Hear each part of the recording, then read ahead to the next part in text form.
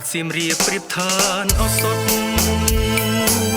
ការខ្ញុំប្រតិពន្ធការបាត់ដំបងដល់ចិនពុំរួញគួយកិនកេងផ្សោ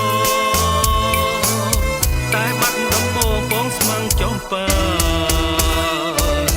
ឥឡូវបានយល់ចំបៃសៀមរាបក្រអូបចូលជ្រាមពោពេញអរទ្រូងបងបានស្បើយពីរឿងស្នេហា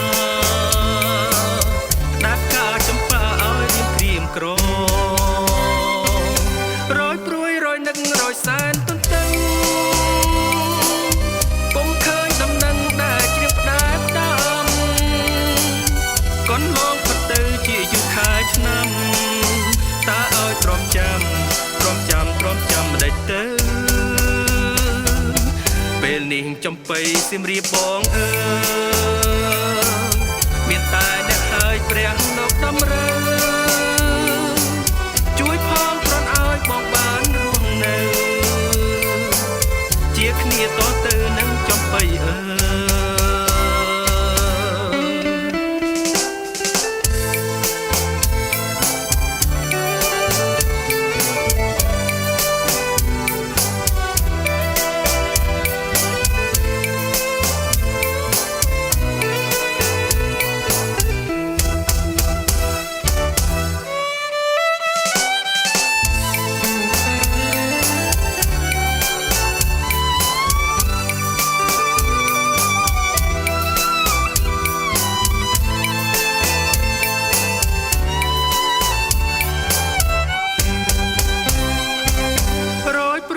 នឹងរយសែនទន្ទឹង